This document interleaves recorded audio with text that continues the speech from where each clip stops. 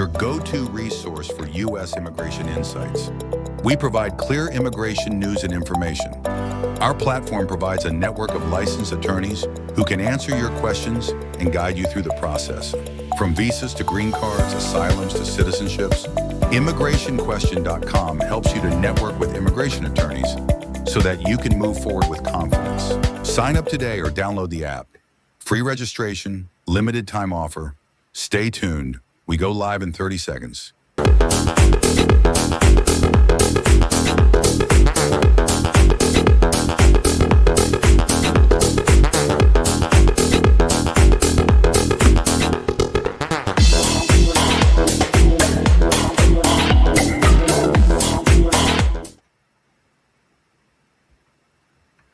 Hello, everyone, and welcome to today's live webinar brought to you by immigrationquestion.com, a networking platform and meeting ground where immigrants, families, and licensed immigration attorneys engage, learn, and stay informed on the latest developments in U.S. immigration. My name is GB Satusa, and I'll be your host for today's session, The Dangers of Do-It-Yourself Family Immigration. Family immigration is one of the most personal and most unforgiving areas of U.S. immigration law. A single error in a form, a missing document, or a misunderstanding of eligibility rules can delay a case for years or lead to a denial that could have been avoided. Today's discussion aims to help families understand why DIY filings can be riskier than they appear and how to safeguard their cases against avoidable mistakes. To guide us through this conversation, we are joined by attorney Tiffney Johnson. She brings more than 17 years of experience and unique insight from her time as a U.S. Department of State consular officer and her current work as an immigration attorney. Her perspective from both sides of the system gives families a clearer understanding of how officers evaluate cases and how to prepare petitions that are accurate, complete, and ready for review. You're welcome, Attorney Johnson. Thank you so much for joining us today. Thank you. Now, before we begin, a quick reminder, immigrationquestion.com is not a law firm and does not provide legal advice, representation, or services. This platform serves as a public meeting ground where individuals can learn about immigration topics and engage with independent licensed attorneys. To our viewers tuning in from Facebook, apologies for that.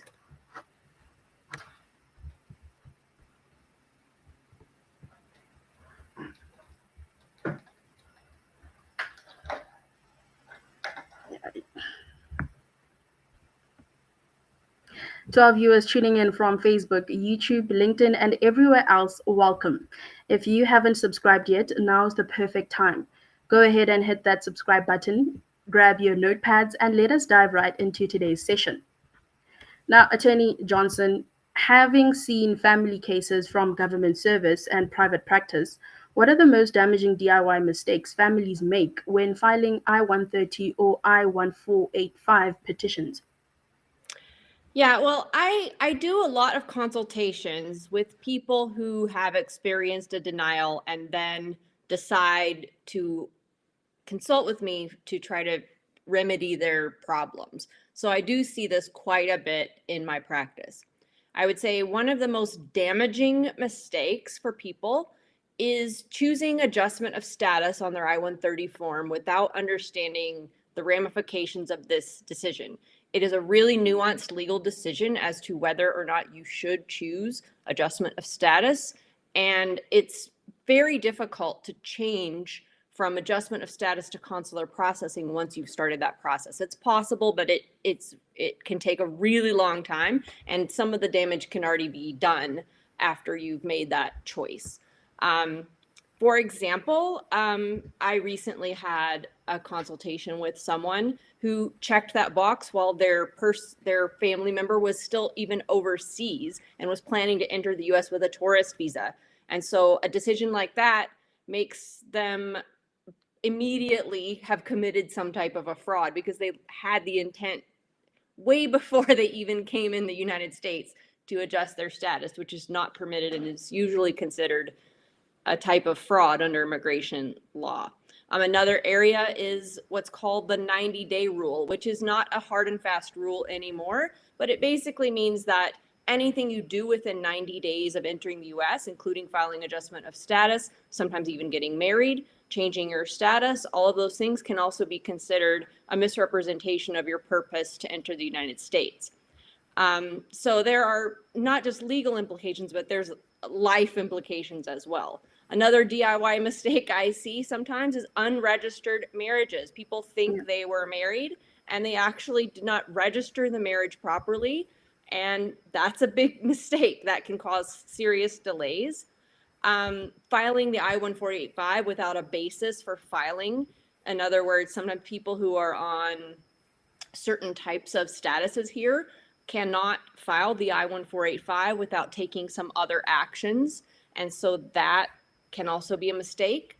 And I would say in consular processing, the vast majority of mistakes are related to the affidavit of support. I mean, in I-485 as well, but in consular processing, by the time you get there, some of these other things have been vetted, but the affidavit of support can still be a really, really difficult form and application for you to fill out on your own. And we, at some places, can see up to like a 50% rejection rate just based on the I-864 affidavit of support. Right. Now, many applicants believe that simply following the instructions is enough. What behind the scenes evaluation steps do consular or USCIS officers take that DIY filers rarely understand or prepare for? Well, adjudicators and immigration attorneys also have to take into consideration not just the form instructions, but also this just vast amount of memos, policies, and just knowledge of practices that have been established that are really not reflected in just the instructions for a form. That's a really basic, the instructions are a really basic, step-by-step way to tell you how to do it, but they really don't dive into other, guidance that's out there and policies and practices that are applied. Beyond the sort of normal, just detailed vetting of the application and fingerprints, and I think we all know now facial recognition is being used. These new checks that are being done are very thorough, and I've had consultations with people, for example, who even after having a green card for a while have been entering the United States and vetted through these new AI technologies, and which have found things that have actually been deleted from the internet and rendered them ineligible, things they didn't represent on their application, they didn't disclose it, and made them ineligible for the green card, and their green card was revoked at the port of entry. And I had another client similar, their visa being revoked on that same basis. So these are things that maybe your average person doesn't understand how important it is to disclose things when filling out these forms. Another thing that officers look for sometimes is people who have had unauthorized work, which may or may not be forgiven in these circumstances, especially, again, that 90-day rule when you're coming into the U.S., potentially misrepresenting your purpose of travel and engaging in unauthorized work. People sometimes believe that, unauthorized work is forgiven for a period, when you are filing a family-based petition from inside the United States. But that's not the case if you committed that within within your immediate time you entered. It's a totally different evaluation.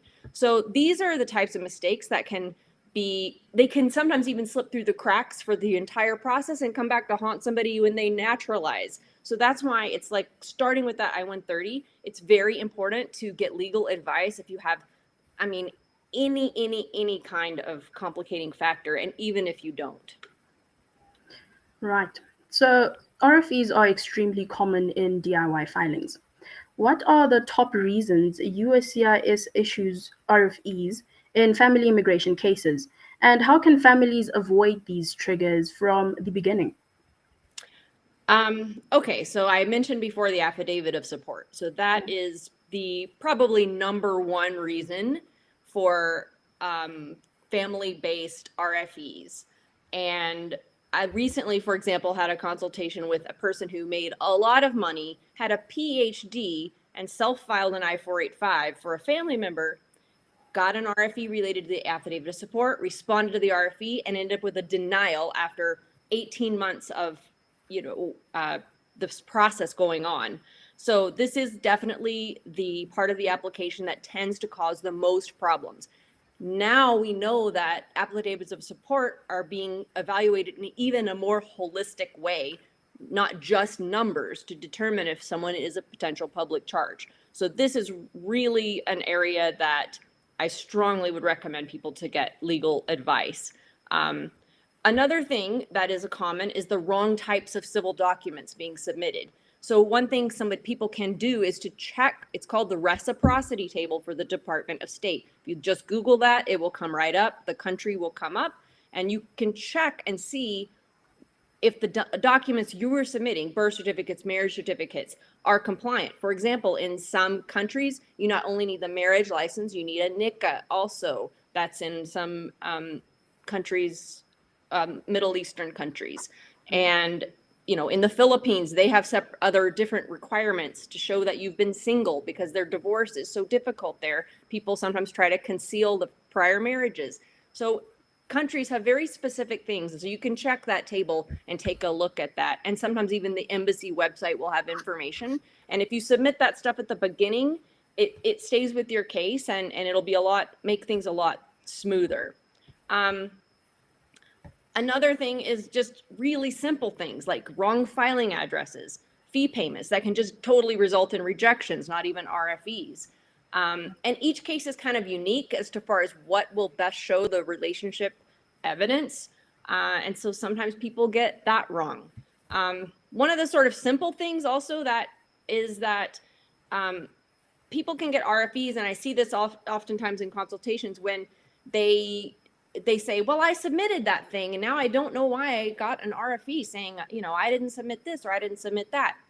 There are actually certain practices in how things are packaged to sort of minimize the chance that parts of the case get lost, because everything is scanned when it gets to, in a mailroom, when it gets to USCIS. And so there are sort of practices that attorneys use to minimize the chance that things will get lost in the way they actually package the case. So even simple things like that are, if it's your first time ever filing a family application, those are things you don't know, and they're kind of difficult to know how to do it, because if you just go online and look, you're going to get probably 20 different opinions as to how this should be done. So even little simple things as the way you package it can result in RFEs.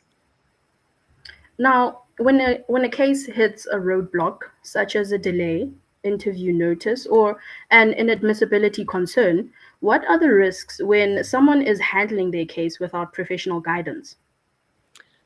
Well, I'll offer a few examples that I've seen in real life. One is that people sometimes can create their own delays by sending documents to the National Visa Center that end up resetting it's called the document qualified date, which determines your sort of place in the line to get your interview. And that can cause these, really long delays. And just end up not knowing the types of documents that you need. Let's say, for example, you have some type of criminal problem in your past. Maybe it's not an ineligibility, but the officer is still going to want to see your court documents. Some countries, those can take a really long time to obtain and translate, and it can really cause delays for you. And an attorney would have told you ahead of time that you needed to have that. Another thing is that people trying to get expungements on their record when it probably has no bearing on their case. So they've delayed their case themselves for kind of no reason. Applying for the wrong kinds of waivers, I've seen that. Mm-hmm. And also, attorneys do have knowledge of certain escalation tools, I would say. They're not a secret, but attorneys have worked with certain posts in the past and consular processing, and they know, this is how you get in contact with this post, and this is how you get in contact with this post. And some of those things can be really difficult to find for just your average filer. Yeah. Now, family petitions are often denied because of incomplete evidence or forms that appear simple but contain hidden legal requirements. Which types of missing or weak evidence most often jeopardize these applications? Okay, I would say two of the most sort of really unforgivable ones that are hard to fix are if some people, they need a waiver for unlawful presence, right? And there are ways to obtain that waiver before you leave the United States. It's called the I-601A waiver. However, one of the caveats of that waiver is that if you go to your interview and your case is denied, the waiver is negated. And if you present, for example, an I-864 that does not qualify, that can result in an actual denial of the case that can't, and your waiver be negated, even though in circumstances, you're given an opportunity to come back and present it, it's still considered a denial. It's not a request for documents usually if your sponsor actually doesn't qualify. And so that can be a really devastating thing to happen to someone.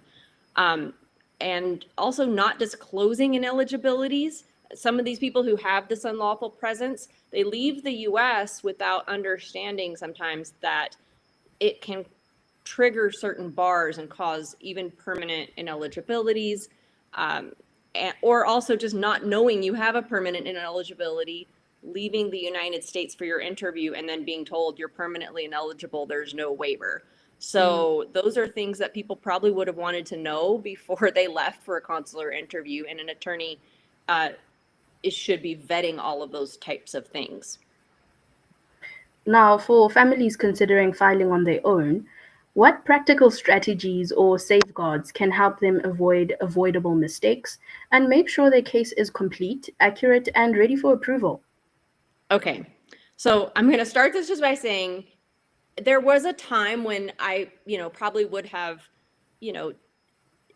said that many straightforward family petitions where there were no potential ineligibilities, nothing could have probably done things on their own. But in this climate with the constantly changing rules and, benchmarks and guidelines, I really just can't recommend that. And I truly speak out of concern. That's not me just saying that as a lawyer. An attorney can also help you prepare for your interview, which is another, now with almost 100% interview rate for marriage cases and other family cases, they can prepare you for that. And even in simple cases, I really haven't ever had a case that I would say, oh, every single aspect of this case was straightforward. There's always decision points that have to be made where people want advice. But if you're going to try to do it, here's what I would advise. And that is to start with those instructions and read them really thoroughly. Make sure all your translations are certified. Check that reciprocity table for the Department of State for each and every document you are submitting. Use the USCIS policy manual. It has a lot of information in it that can, if you have a question. It's not really super technical regarding the forms, but it can give you advice, well, not advice, but information about potential ineligibilities and things like that if you're worried about something like that. The Foreign Affairs Manual is also a resource. But the problem is that a mistake made in that I-130 phase can be sort of undetected until the consular phase. And so even these tiny mistakes can be costly. So you really have to be very, very careful. Right. To everyone joining us live, thank you for being part of this critical conversation. Family immigration is deeply personal, and staying informed can make a meaningful difference in your journey. If this is your first time tuning in, welcome. ImmigrationQuestion.com is a networking platform where immigrants and families can ask immigration-related questions for free and engage directly with licensed attorneys. Many users may also qualify for a free confidential consultation. We're also proud to share that Immigration Question is BBB accredited, reflecting our commitment to transparency, accountability, and community education. Now, Attorney Johnson, with your experience in consular processes and family immigration, how do you see platforms like immigrationquestion.com helping families understand their rights and options in such a complex process? Well, there's two ways it can really help. If you are subscribing to sort of a source for a reputable source to be updated on what's happening with immigration law, that's a very, that's a really good way to, stay informed and know that you are at least up to date on things that are changing on a daily basis. So that's a really important purpose for a tool like immigrationquestion.com. And the other is just matching with immigration attorneys that are experienced and ready to take your case. Thank you for that valuable insight, Attorney Johnson. Before we move into our live Q&A, here's one more question. What practical steps would you recommend families take right now to safeguard their cases and prepare for potential issues when filing without professional support? Well, one thing they can do if they're trying to prepare their cases is, you can start collecting all of those types of documents. If you're in a relationship and you want to you're thinking to file your own case, you need to take photos of when you go places and do things. You'd be surprised how many couples, even in today with phones and things, never take pictures of themselves. They can also, educate themselves on potential ineligibilities and the process. And really, even if you're thinking to file yourself, it's helpful to just get a consultation even with an attorney, so they can even just identify potential problems with your case. And, even maybe some attorneys will offer what's called a limited scope and will offer to just review your case before you file it. So those are things you can ask for that may help you prepare if you are really wanting to do your own case. Right. If you've just joined us, we've been in a detailed discussion with attorney Tiffney Johnson on the dangers of do-it-yourself family immigration. We are now moving into our live Q&A session. This is your opportunity to ask questions directly to a licensed immigration attorney. Drop your questions in the chat or call us live at 516-703-3483, and we will take as many as possible.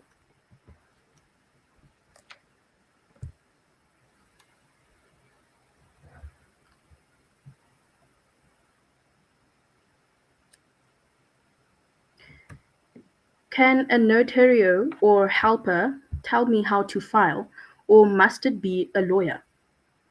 So that is a really good question. A notario they're very, used a lot in the border area of Mexico and also in the border areas of the United States.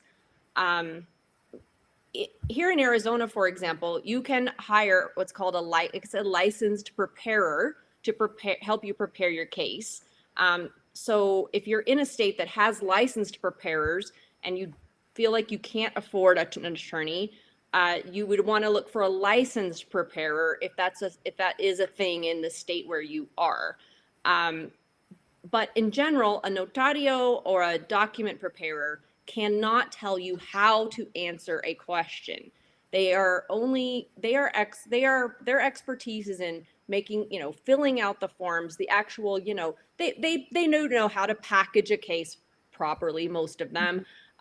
They know what, they can help you with the, are you submitting the right form of the birth certificate? But they cannot answer legal questions about your eligibility or anything like that. They really are, it's just a matter of filling out the forms. And because the forms can be difficult to fill out online. Some of the applications are really quirky online.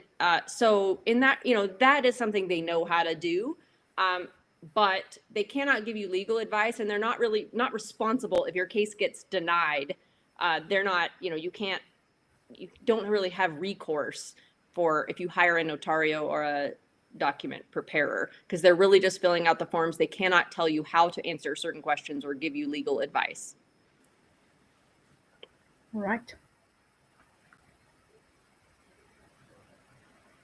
Where can I find trusted help that is low cost or pro bono, but not scam? Okay, so low cost and pro bono, immigration, family immigration is, it can be challenging to find that, but I would stick to sort of the, reputable nonprofit organizations if you're looking for that kind of thing. Sometimes also law clinics at universities can help. I know when I was in law school, I worked in a law clinic. We took those kind of cases, and we were supervised by an attorney. So that may be a good option, although they are limited in the number of cases you can take. But, places like Catholic Services and other nonprofits that in your area, those are usually the best sort of resources for that kind of assistance. Right.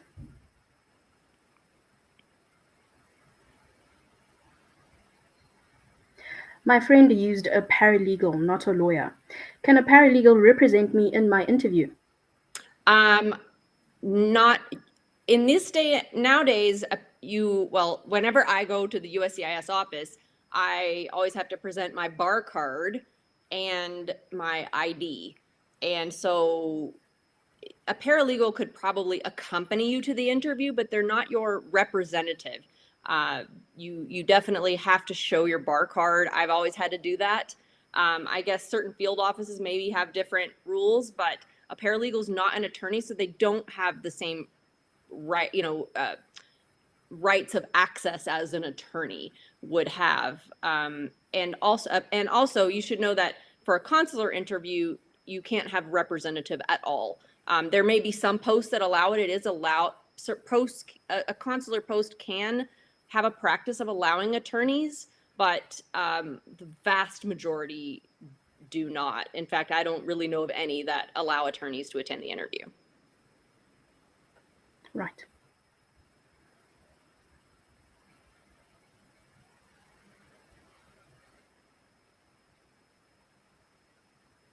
If I get a denial because I filed wrong, can I fix by appeal or must start a new case? Well, that will depend on the reason for the denial.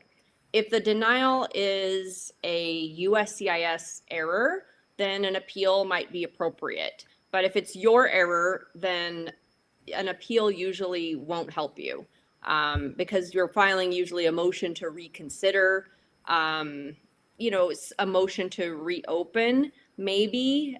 Just really, that's a very specific question for each case as to whether an appeal is appropriate or a new case is appropriate. All right.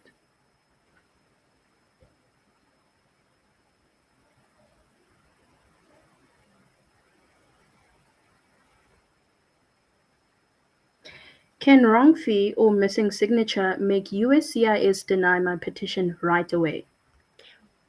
Well, it's not a denial. In those cases, they usually just reject it and return it to you. So in those cases, you can refile it. But sometimes, you don't get those notices for a long time these days. It can take a long time. And the problem with fees is what we're seeing now is USCIS has switched completely to electronic payment forms, only, credit card or bank drafts, ACH transactions. There's been a lot of confusion in their mailrooms regarding this, and even cases with correct fees.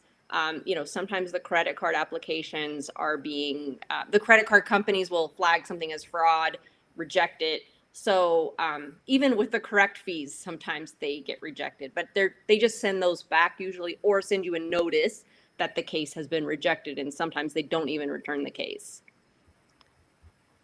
Right.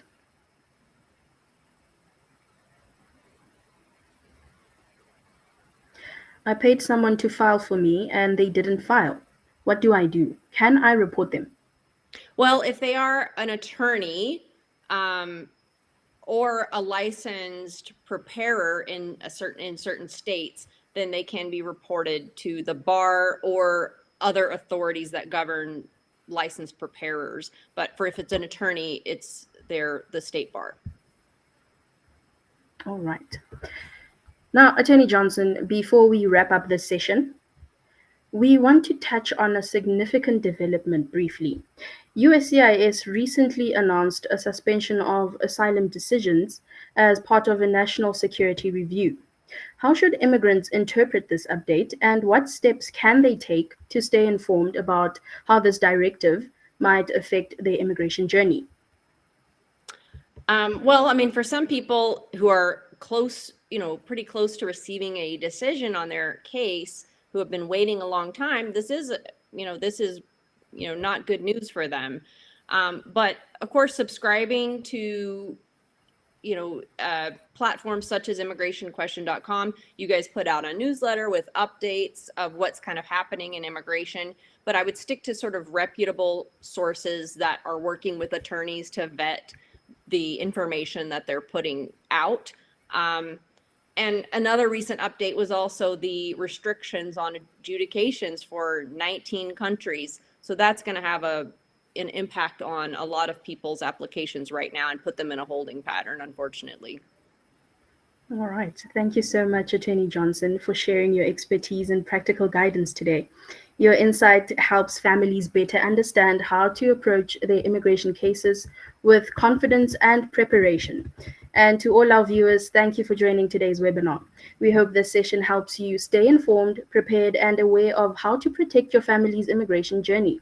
Remember, you can always visit immigrationquestion.com to ask immigration questions for free and connect with licensed attorneys. Many users may also qualify for a free confidential consultation. If you'd like to revisit today's discussion or share it with others, the full replay will be available on Spotify soon. Search for Borderless Talk by immigrationquestion.com. Join us again on Friday for our upcoming live session covering essential topics, including asylum updates, family petitions, green cards, and compliance developments. Thank you again, Attorney Johnson, and thank you to everyone watching. Until next time, stay informed, stay prepared, and stay connected. Thank you.